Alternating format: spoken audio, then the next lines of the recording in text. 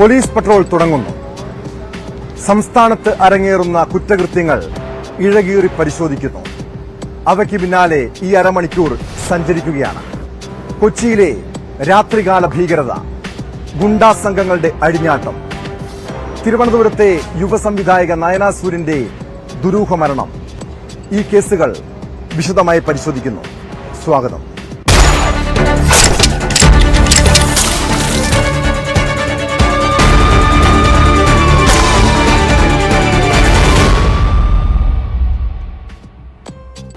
നമ്മുടെ നാട്ടിൽ ഒരു സ്ത്രീ രാത്രിയിൽ തനിച്ച് സഞ്ചരിച്ചാൽ അതെന്തോ മോശം കാര്യമാണെന്ന തോന്നലാണ് ഇന്നും മലയാളിക്ക്.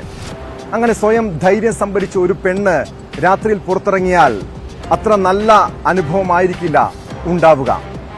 സ്ത്രീ സുരക്ഷ വിളംബരം ചെയ്തിട്ടൊന്നും കാര്യമില്ല.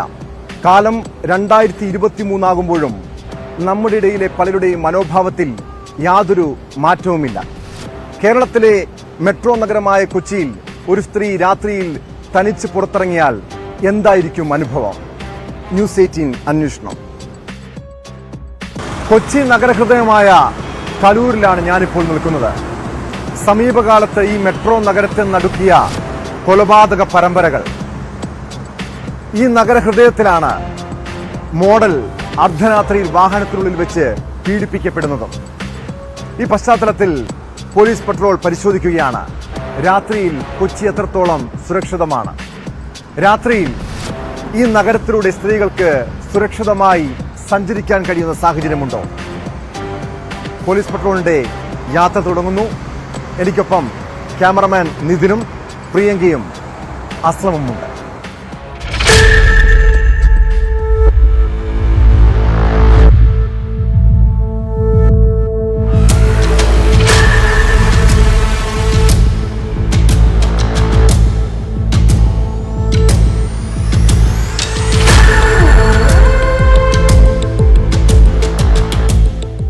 കൊച്ചി പഴയ കൊച്ചിയാണോ എന്ന് അന്വേഷിക്കാനാണ് ഞങ്ങൾ ഇറങ്ങിയത്. രാത്രി 10 മണിക്ക് ശേഷം ഞങ്ങൾ നോർത്ത് റെയിൽവേ സ്റ്റേഷൻ പരിസരത്തെത്തി. അന്വേഷണത്തിൽ ന്യൂസ് 18 സംഘത്തിനൊപ്പം ചേർന്ന കോളേജ് വിദ്യാർത്ഥിനി പ്രിയങ്ക കാറിൽ നിന്നിറങ്ങി തനിച്ച് നടന്നു. പിന്നാലെ ക്യാമറയുമായി നിതിനും.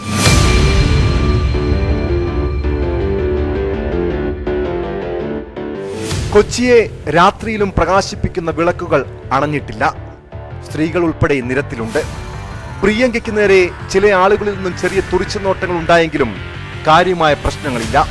തുടർന്ന് ഞങ്ങൾ നീങ്ങിയത് ക്യൂൻസ് വാക്ക് വേയിലൂടെ. രാത്രി 10:30 കഴിഞ്ഞെങ്കിലും ക്യൂൻസ് വാക്ക് വേ സാധാരണ പകലിന് സമാനമാണ്.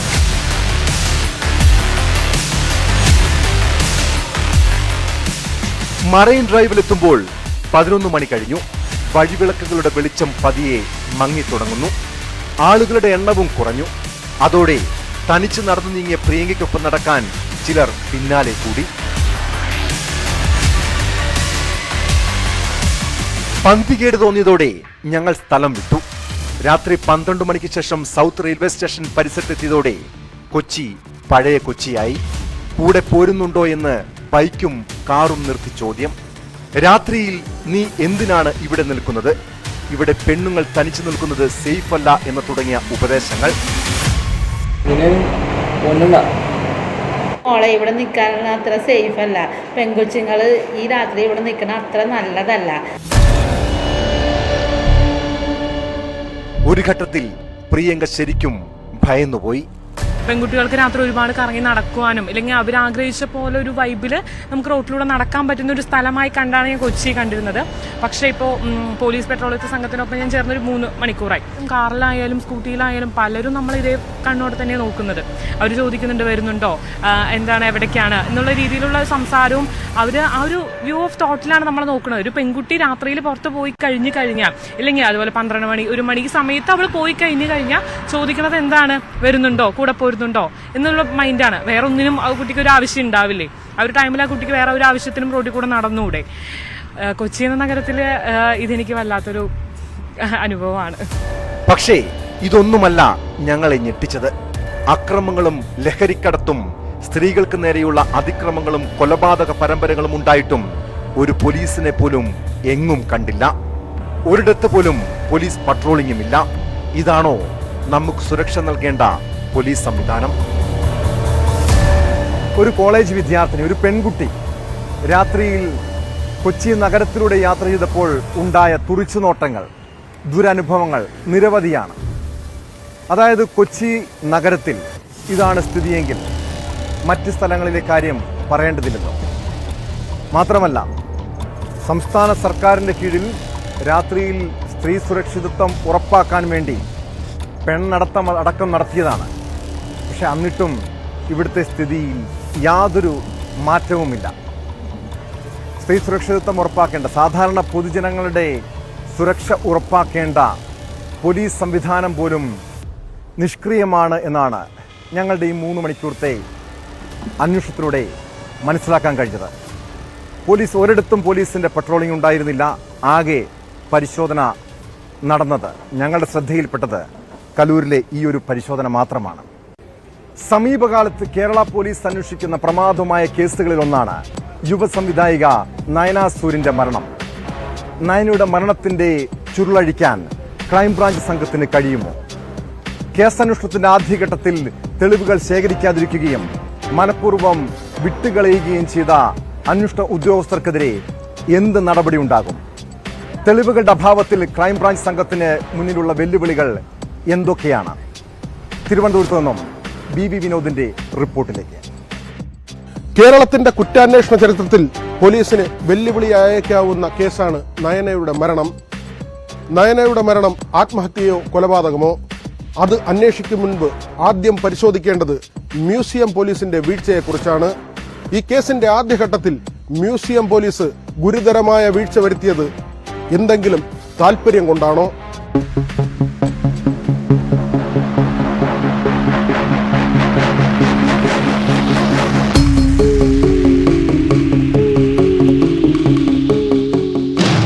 കേസന്വേഷണത്തിൽ പോലീസിന്റെ അനാസ്ഥ എന്ത് എന്നതിന് വലിയ ഉദാഹരണമാണ് നയനയുടെ മരണത്തിൽ ലോക്കൽ പോലീസ് വരുത്തിയ വീഴ്ചകൾ. മരണത്തിനു ശേഷം 3 വർഷം കഴിഞ്ഞ് പോസ്റ്റ്മോർട്ടം റിപ്പോർട്ട് ചില സുഹൃത്തുക്കൾ പുറത്തുവിട്ടതോടെയാണ് കാര്യങ്ങളുടെ ഗുരുതരസ്ഥിതി പുറത്തുവന്നത്. പോസ്റ്റ്മോർട്ടത്തിലെ ചില നിർണായക കണ്ടെത്തലുകൾ കൊലപാതകത്തിലേക്ക് വിരൽ ചൂണ്ടി. കഴുത്ത് ശക്തമായി ഞെരിഞ്ഞുവെന്നും അടിവയറ്റിൽ ചവിട്ടേറ്റ് ക്ഷതമുണ്ടായെന്നും പോസ്റ്റ്മോർട്ടം റിപ്പോർട്ടിൽ പറയുന്നു. 2019 ഫെബ്രുവരി 24-നാണ് തിരുവനന്തപുരം ആൽത്തറയിലുള്ള വാടക വീട്ടിൽ നയനയെ മരിച്ച നിലയിൽ കണ്ടെത്തിയത്. അന്തരിച്ച സംവിധായകൻ ലെനിൻ രാജേന്ദ്രന്റെ സഹസംവിധായികയായിരുന്നു നയന. ലെനിൻ രാജേന്ദ്രന്റെ മരണത്തിനു ശേഷം വിഷാദരോഗത്തിന് ചികിത്സയിലായിരുന്നു.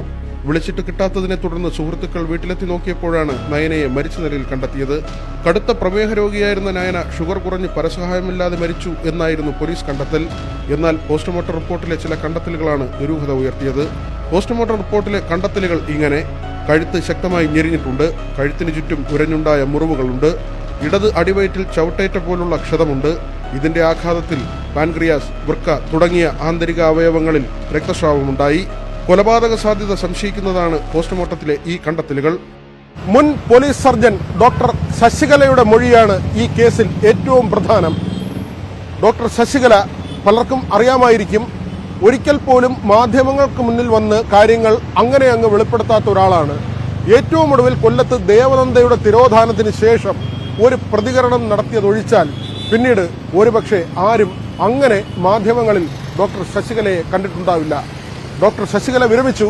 പക്ഷേ ഡോക്ടർ ശശികല ഇപ്പോൾ വെളിപ്പെടുത്തുന്നത് തന്റെ മൊഴി, അതായത് നയന ശ്വാസം മുട്ടിയാണ് മരിച്ചത്, അതിന്റെ ഏറ്റവും ആദ്യത്തെ സാധ്യത കൊലപാതകമെന്നത് പോലീസ് പരിഗണിച്ചില്ല എന്നാണ്. അങ്ങനെ അവർ വെളിപ്പെടുത്തണമെങ്കിൽ പോലീസ് എന്തുകൊണ്ട് അങ്ങനെ ഒരു വീഴ്ച നടത്തിയെന്ന് പരിശോധിക്കണം. അക്കാര്യമാണ് ക്രൈംബ്രാഞ്ചിന് മുന്നിൽ ആദ്യത്തെ അന്വേഷണ വിഷയമായി ഉള്ളത്.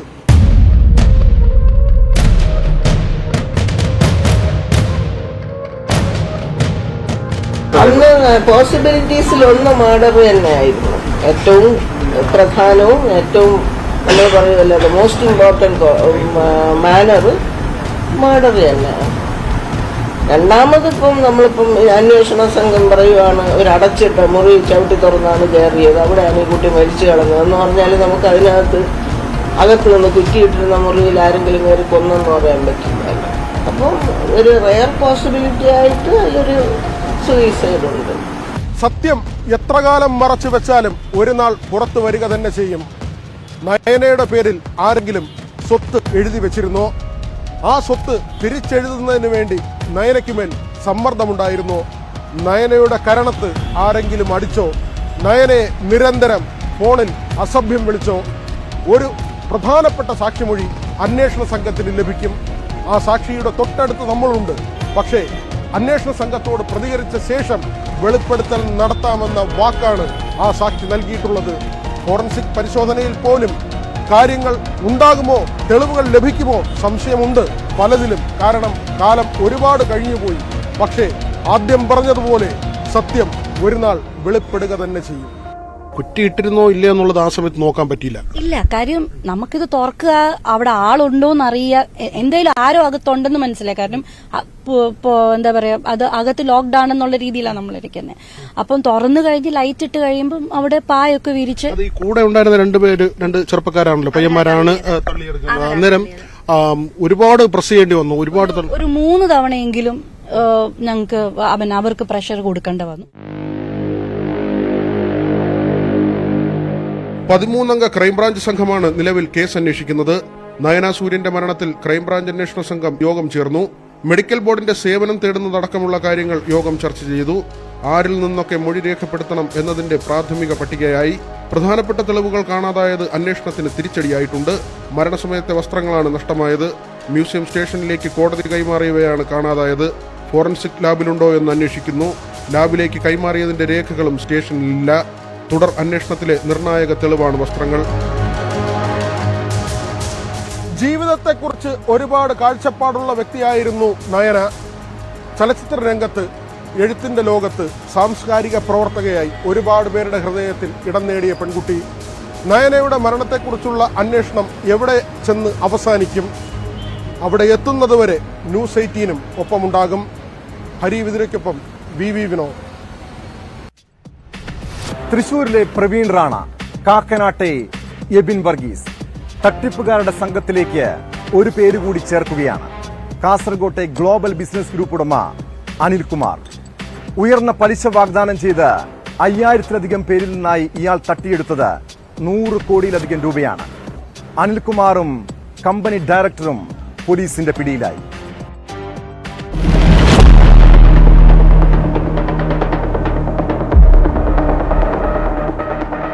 കുണ്ടംകുഴി ആസ്ഥാനമായി പ്രവർത്തിക്കുന്ന ഗ്ലോബൽ ബിസിനസ് ഗ്രൂപ്പ് എന്ന സ്ഥാപനം ഉയർന്ന പലിശ വാഗ്ദാനം ചെയ്ത് കോടികളുടെ നിക്ഷേപം സ്വീകരിച്ചാണ് തട്ടിപ്പ് നടത്തിയത്. പണം നിക്ഷേപിച്ചവർക്ക് പലിശയോ നിക്ഷേപമോ ലഭിക്കാതെ വന്നതോടെയാണ് പരാതി ഉയർന്നത്. 50,000 മുതൽ 5 ലക്ഷം രൂപ വരെയുള്ള തുക നിക്ഷേപിച്ച് വഞ്ചിതരായ 20 പേരാണ് ബേഡകം പോലീസിൽ പരാതി നൽകിയത്. പോലീസ് നടത്തിയ അന്വേഷണത്തിലാണ് global business group chairman Vinod Kumar, director Periya സ്വദേശി ഗംഗാധരൻ നായർ എന്നിവരെ അറസ്റ്റ് ചെയ്തത്.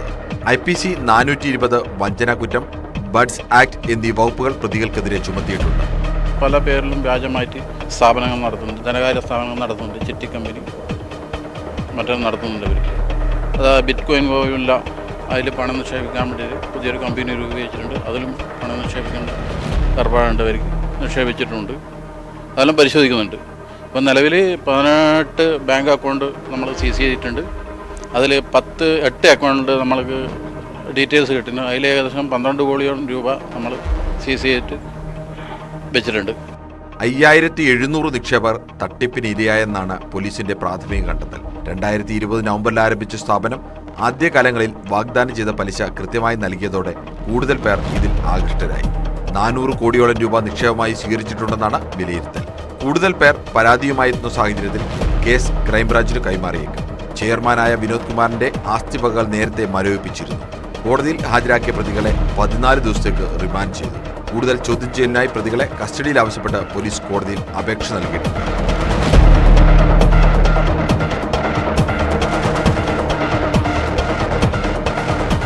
ന്യൂസ് 18 കാസർഗോഡ്. ഖത്തറിൽ നടന്ന ലോകകപ്പിൽ IT കരാർ ലഭിച്ചെന്ന് വിശ്വസിപ്പിച്ച് കോടികൾ തട്ടിയ പ്രതിക്കെതിരെ അന്വേഷണം. മണ്ണാർക്കാട് സ്വദേശി ഋഷാബിനെതിരെയാണ് പോലീസ് അന്വേഷണം തുടങ്ങിയത്. മണ്ണാർക്കാട് സ്വദേശികളായ സഹോദരന്മാരിൽ നിന്നും ഇയാൾ 10.5 കോടിയിലധികം രൂപയാണ് തട്ടിയെടുത്തത്. വിദേശത്തേക്ക് മുങ്ങിയ പ്രതിയെ നാട്ടിലെത്തിക്കാൻ പോലീസ് ശ്രമം ഊർജിതമാക്കിയിരിക്കുകയാണ്.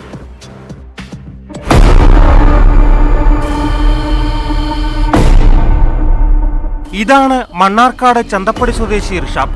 ലോകകപ്പിന് വിവിധ കമ്പനികൾക്കായി കമ്പ്യൂട്ടറും ഇലക്ട്രോണിക് ഉപകരണങ്ങളും സുരക്ഷാ സംവിധാനങ്ങളും നൽകാൻ കോടികളുടെ കരാർ കിട്ടിയെന്ന് വിശ്വസിപ്പിച്ചാണ് ഇയാൾ സുഹൃത്തുക്കളെ കബളിപ്പിച്ചത്.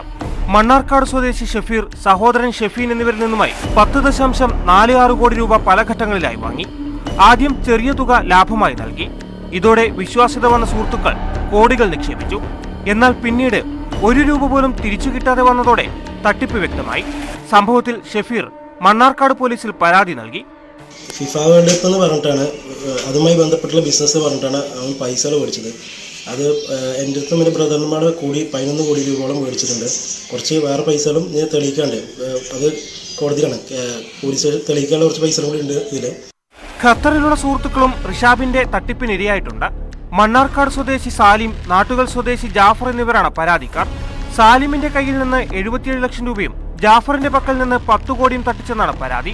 വർക്ക് ഓർഡറുകളുടെ പകർപ്പ് കാണിച്ചായിരുന്നു തട്ടിപ്പ്. പണം ആവശ്യപ്പെട്ട് വിളിച്ചതിന്റെ ശബ്ദരേഖ ഇവർ പുറത്തുവിട്ടു. സാലിമേടാ ഫണ്ട് എന്തായി? 5 മണി മുന്നേ പർച്ചേസ് ചെയ്യേണ്ടിയിരുന്നു. എന്താ വിവരം? ഞാൻ 5 മണിക്ക് മുന്നേ പർച്ചേസ് ചെയ്തില്ലാന്നുണ്ടെങ്കിൽ പിന്നെ ഇനി വെള്ളി ശനിയല്ലേ നാളെ, എനിക്ക് ഡെലിവറി അർജന്റ് ആയിരുന്നു. ഈ ഒന്ന് വിവരം പറ. എടാ, തിങ്കളാഴ്ചക്ക് ഒരു ഓർഡർ ഉണ്ട്, ഒരു 28 രൂപ വേണ്ടി വരും. ഈ എങ്ങനെ നടക്കുന്നുണ്ടെങ്കിൽ തിങ്കളാഴ്ച, ഞായറാഴ്ച കഴിഞ്ഞാൽ കുറെ തിങ്കളാഴ്ചക്കോ രാവിലെക്കോ ആയിട്ട് കിട്ടുമോ നോക്ക്. സാലിമും ജാഫറും റിഷാബിനെതിരെ ഖത്തറിൽ പരാതി നൽകിയിട്ടുണ്ട്. നമ്മുടെ സുപ്രീം കൗൺസിലില് അതേപോലെ ഒരുപാട് കമ്പനികളുടെ മാനേജേഴ്സിനെ ഇവ മുമ്പിലിട്ടിട്ടാണ് നമ്മുടെ അടുത്ത് അവർ ചാറ്റ് ചെയ്തതും അവരുടെ ഇമെയിൽ കോൺവെക്കേഷനും കാര്യങ്ങളെല്ലാം നമുക്ക് കാണിച്ചു തന്നിട്ടാണ് നമ്മുടെ അടുത്ത് ഫണ്ട് മേടിച്ചിട്ടുണ്ടായിരുന്നത്. പക്ഷേ ഇതെല്ലാം ഫേക്ക് ആയിരുന്നു എന്നുള്ളത് ഇപ്പോഴാണ് നമ്മൾ അറിയുന്നത്. ഇപ്പോൾ ഓൾറെഡി നമ്മളിവിടെ കേസും കാര്യങ്ങളും ഇട്ടിട്ടുണ്ട്. 2018 ഇവർ സുഹൃത്തുക്കളെല്ലാം ചേർന്ന് ഖത്തറിൽ ഹൈടെക് എന്ന പേരിൽ കമ്പനി രൂപീകരിച്ചിരുന്നു. പിന്നീട് റിഷാബ് ഈ കമ്പനി ഏറ്റെടുത്തു. തുടർന്നാണ് തട്ടിപ്പ് നടത്തിയത്. സംഭവത്തിൽ പോലീസ് അന്വേഷണം തുടങ്ങി. ന്യൂസ് 18 പാലക്കാട്. കൊച്ചിയെ ഒരു കാലത്ത് വിറപ്പിച്ചിരുന്ന ഗുണ്ടാ സംഘങ്ങളുണ്ട്. അവർ വീണ്ടും തലപൊക്കുകയാണ്. മരണനീഷും എതിരാളികളും ചേരിതിരിഞ്ഞ് നഗരമധ്യത്തിൽ ഏറ്റുമുട്ടി. വടിവാൾ ഉൾപ്പെടെയുള്ള മാരകായുധങ്ങൾ ഉപയോഗിച്ചായിരുന്നു സംഘർഷം. നിരവധി പേർക്ക് അക്രമത്തിൽ പരിക്കേറ്റു. 17 പേർക്കെതിരെയാണ് പോലീസ് കേസെടുത്തിരിക്കുന്നത്.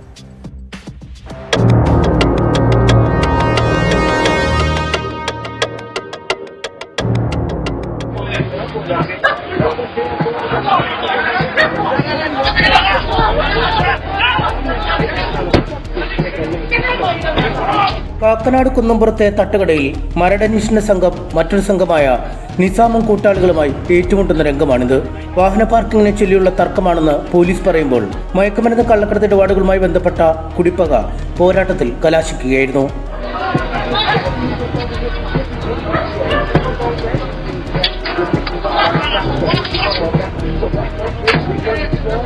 അർദ്ധരാത്രിയിൽ വടിവാളുകളുമായി എത്തി ഗുണ്ടാസംഘങ്ങൾ ജില്ലാ ആസ്ഥാനത്ത് അക്ഷരാർത്ഥത്തിൽ അഴിഞ്ഞാടുകയായിരുന്നു. നിരവധി പേരാണ് പരിക്കേറ്റ് ചികിത്സയിൽ കഴിയുന്നത്. ഇരു വിഭാഗത്തിലുമായി മരടനീഷ് അടക്കം 17 പേർക്കെതിരെ കേസെടുക്കുകയും ചെയ്തു. കേസിലെ ഒരു പ്രതിയായ കായംകുളം സ്വദേശിയായ സെയ്ഫ് യൂസഫ് KSU കായംകുളം നോർത്ത് മണ്ഡലം പ്രസിഡന്റായിരുന്നു. കോൺഗ്രസ് നേതാക്കളായ K സുധാകരൻ, ഉമ്മൻചാണ്ടി എന്നിവരുമൊക്കെയായി അടുത്ത ബന്ധമുണ്ടെന്നാണ് ഇയാളുടെ അവകാശവാദം. കോൺഗ്രസ് സജീവ പ്രവർത്തകനായിരിക്കുകയും ഷുഹൈബ് വധക്കേസിലെ പ്രതിയും സ്വർണ്ണക്കള്ളക്കടത്ത് കേസിലെ പ്രതിയുമായ മുൻ DYFI പ്രവർത്തകനായ ആകാശ് തില്ലങ്കേരിയുമായി ഇയാൾക്ക് അടുത്ത ബന്ധമുണ്ടെന്ന് വ്യക്തമാക്കുന്ന ചിത്രങ്ങളും പുറത്തു വന്നിട്ടുണ്ട്. ന്യൂസ് 18 കൊച്ചി. വർക്കലയിൽ വിദേശ വനിതയ്ക്ക് നേരെ ആക്രമണ ശ്രമം. ആ കേസിനെ കുറിച്ച് പരിശോധിക്കാം ഇടവേള കഴിഞ്ഞ്.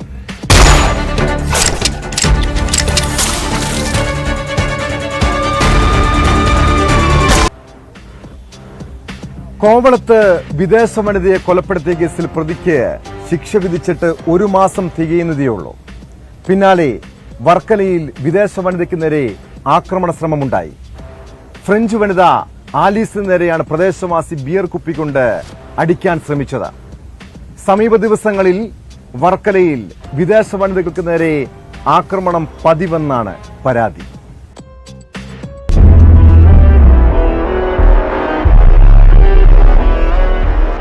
ഇന്നലെ രാവിലെ 8 മണിയോടെയാണ് സർഫിംഗ് ട്രെയിനിങ് നടത്തുന്നതിനിടയിൽ തീരത്ത് വിശ്രമിക്കുകയായിരുന്ന ഫ്രഞ്ച് യുവതിയായ ആലീസിനു നേരെ ആക്രമണ ശ്രമം ഉണ്ടായത്. നാട്ടുകാരനായ ഒരാൾ പൊട്ടിയ ബിയർ ബോട്ടിലുമായി എത്തുകയും അനാവശ്യമായി ഭയപ്പെടുത്തുകയും ചെയ്തുവെന്ന് യുവതി പറയുന്നു. സ്വിമ്മിംഗ് ഡ്രസ്സിൽ ഇരുന്നതിനാലാണ് ഇയാൾ പ്രശ്നമുണ്ടാക്കിയതെന്നാണ് പരാതി. Just I was surfing and I had a little accident with my surf, so I wanted to get some rest. And I saw one guy shouting and I didn't know what happened. And the problem was that I was wearing my swimsuit and my body was not covered enough. Varkala, ഇടവ, വെറ്റക്കട ബീച്ചുകളിൽ വിദേശ വനിതകൾക്ക് നേരെ അതിക്രമങ്ങൾ പതിവാകുന്നതായും പരാതിയുണ്ട്. ബീച്ചിൽ surfing നടത്തുന്നതിനെത്തുന്ന വിദേശ വനിതകളാണ് ഇത്തരം അനുഭവങ്ങൾ നേരിടേണ്ടി വരുന്നത്. കഴിഞ്ഞ ആഴ്ചയിലും സമാനമായ സംഭവമുണ്ടായിരുന്നു. അക്രമത്തിന് ഇരയാക്കുന്നവർ നിയമപരമായി പരാതി നൽകുന്നില്ല എന്നതാണ് വീണ്ടും ഇത്തരം സംഭവങ്ങൾ ആവർത്തിക്കാൻ കാരണം. ഒരു യുവതി ടൂറിസം മന്ത്രി മുഹമ്മദ് റിയാസിനെയും കേരള പോലീസിനെയും ടാഗ് ചെയ്ത് ഇക്കാര്യം സമൂഹമാധ്യമത്തിൽ പോസ്റ്റ് ചെയ്തെങ്കിലും ഒരു നടപടിയും ഉണ്ടായില്ല. 10 ലക്ഷത്തിലധികം പേർ ഈ വീഡിയോ കണ്ടിട്ടും പോലീസ് മാത്രം കണ്ടില്ലെന്ന് നടിക്കുകയാണെന്നാണ് ആരോപണം. ന്യൂസ് 18 തിരുവനന്തപുരം. സ്വർണ്ണക്കള്ളക്കടത്ത് കേസ് പ്രതി അർജുൻ ആയങ്കി ആക്രമിച്ചെന്ന പരാതിയുമായി വനിതാ TTR. സംഭവത്തിൽ ആയങ്കിക്കെതിരെ പോലീസ് കേസെടുത്തു. ട്രെയിനിൽ വെച്ച് ടിക്കറ്റ് പരിശോധനയ്ക്കിടെ തർക്കമുണ്ടായെന്നും ആക്രമിച്ചെന്നുമാണ് പരാതി.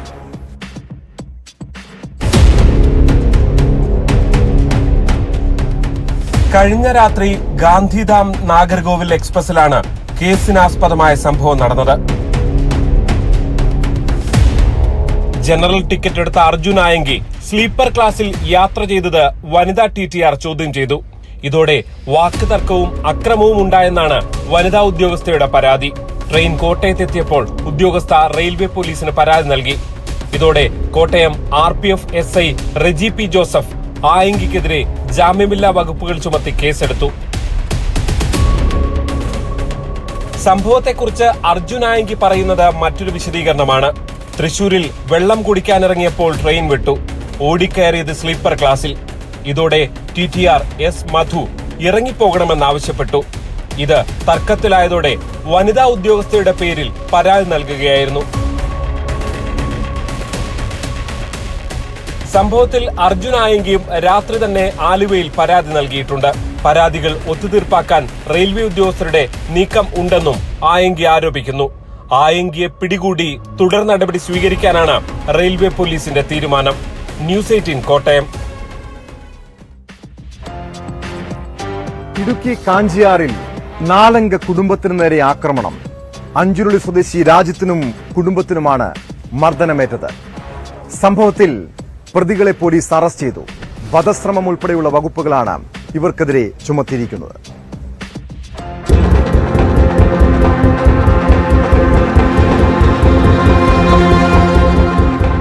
ഞായറാഴ്ച ഉച്ചയ്ക്ക് 1:30യോടെയാണ് സംഭവം.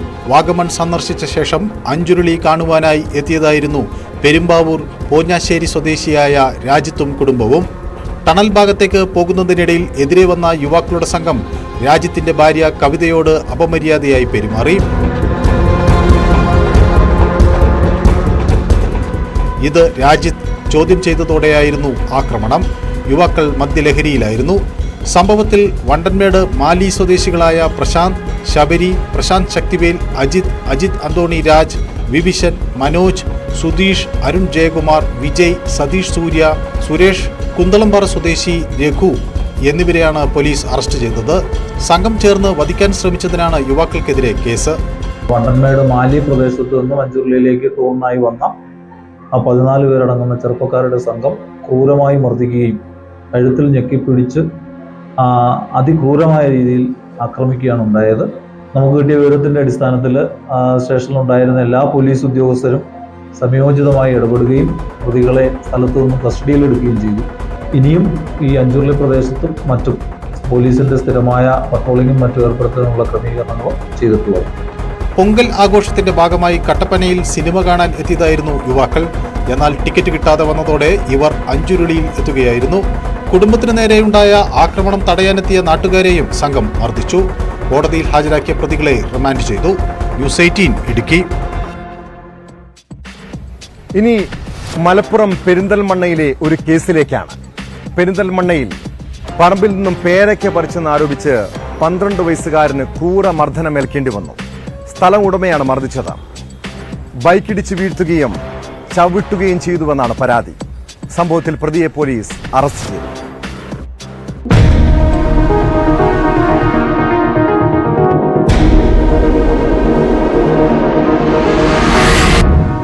പെരിന്തൽമണ്ണ വാഴയങ്കട സ്വദേശി മൊയ്തീൻകുട്ടിയുടെ മകൻ മുഹമ്മദ് അഷ്റഫിനാണ് ക്രൂരമർദ്ദനമേറ്റത്. ഫുട്ബോൾ കളിച്ച് മടങ്ങി വരുന്നതിനിടെയാണ് സംഭവം. ഞങ്ങള് പണ്ടുകളി കഴിഞ്ഞിരുന്നു. അപ്പോൾ തോൺക്കാരന്മാരുടെ ബാഗ് പറഞ്ഞിട്ട് ഞങ്ങളെയൊക്കെ ബാഗിലാണ് തീർച്ചയായിട്ടും വണ്ടി പോയി. ഇയാൾ വന്നിട്ട് ആദ്യം ഇയാൾ വന്നിട്ട് എൻ്റെ തോൺക്കാരന്മാരെ അടിച്ചു. പിന്നെ ഇയാൾ എത്തി വന്നിട്ട് എൻ്റെ കാലിൽ ചോട്ടി ആദ്യം ഇടിച്ചിട്ട് എന്നാൽ കിടക്കുമ്പോൾ ചോട്ടി. കളിക്കാനെത്തിയ കുട്ടികൾ പേരയ്ക്ക പറിച്ചെന്നാരോപിച്ചെത്തിയ സ്ഥലമുടമ ബൈക്ക് കൊണ്ട് ഇടിച്ചു വീഴ്ത്തി കാലിൽ ചവിട്ടിയെന്നാണ് വിദ്യാർത്ഥി പറയുന്നത്. തുടയിലിൽ പൊട്ടിയ കുട്ടി സ്വകാര്യ ആശുപത്രിയിൽ ചികിത്സയിലാണ്. ശസ്ത്രക്രിയ വേണ്ടിവരുമെന്ന് ബന്ധുക്കൾ പറഞ്ഞു. ബന്ധുക്കളുടെ പരാതിയിൽ കേസെടുത്ത പെരിന്തൽമണ്ണ പോലീസ് പ്രതിയെ പിടികൂടി. വാഴയങ്കട സ്വദേശി അഷ്റഫാണ് പിടിയിലായത്. ഗുരുതരമായി പരിക്കേൽപ്പിച്ചതടക്കമുള്ള കുറ്റങ്ങളാണ് ചുമത്തിയിട്ടുള്ളത്. സംഭവത്തിൽ മന്ത്രി വീണ ജോർജ് റിപ്പോർട്ട് തേടി. റിപ്പോർട്ട് നൽകാൻ വനിതാ ശിശുവികസന വകുപ്പ് ഡയറക്ടർക്ക് നിർദ്ദേശവും നൽകി. കുട്ടിക്ക് ആവശ്യമായ ചികിത്സയും നിയമപരമായ പരീക്ഷയും ഉറപ്പുവരുത്താനും മന്ത്രി നിർദ്ദേശിച്ചു. ന്യൂസ് 18 മലപ്പുറം. കുറ്റകൃത്യങ്ങളുടെ വാർത്തകൾക്ക് പിന്നാലെയുള്ള പോലീസ് പട്രോൾ ഇന്ന് പൂർണ്ണമാകുന്നു. കുറ്റവാളികൾക്ക് നേരെയുള്ള പോരാട്ടം തുടരും. നാളെ വീണ്ടും കാണാം. നമസ്കാരം.